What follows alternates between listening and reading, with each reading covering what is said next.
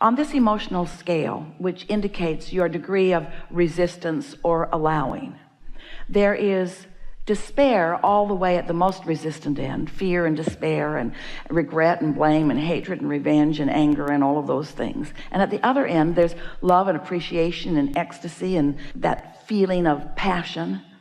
But in the center of the scale is contentment or satisfaction.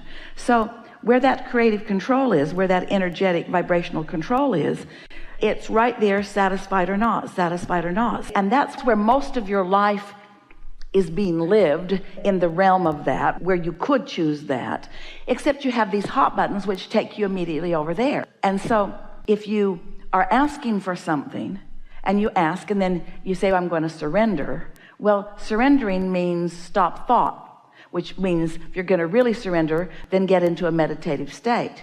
But we don't want you to be in a meditative state more than about 20 minutes a day. We want you to be in a awake state, in control of your vibration, which means look for satisfying things, of which there are so many.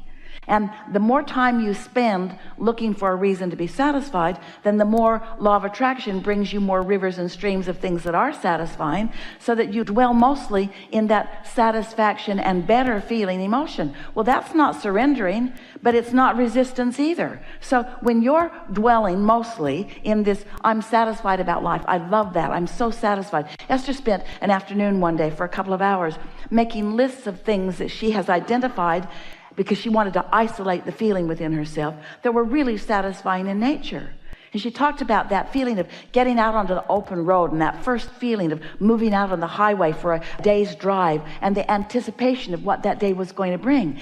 Now, that feeling of utter satisfaction, of supreme satisfaction, did not last all day long, but she remembers feeling it nearly every time that she pulled out onto the roadway in the monster bus with the tow car in tow. That feeling of excellence of the vehicle and adventure of her life and happiness of her life, she isolated it. She focuses on slipping into a lovely seat in a lovely restaurant with lovely people, and identifying the beauty of the place and the niceness of the people who are working there, and the fragrance of the food in the air, and how a little bit of focus there. And she will say, well, I'll tell you right now, I'm going to be very happy here, I'm so satisfied.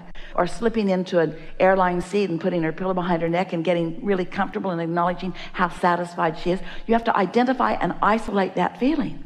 And once you do that and get good at that, then what happens is, not only do you have more and more of those kinds of moments in time, but you establish a point of attraction that makes that mostly what flows through that path of least resistance to you. So it just gets easier and easier and easier.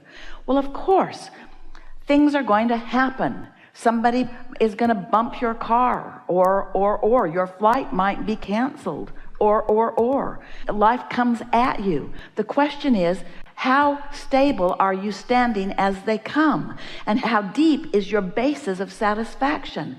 How quickly are you able to put things into perspective?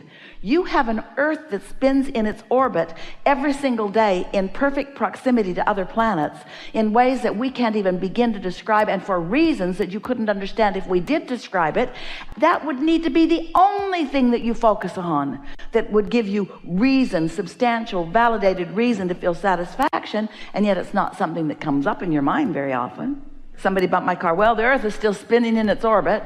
That's usually not where you go. But you could look at the overview of your life experience, and you could acknowledge the well-being that is dominant. No matter what's going on, well-being is dominant.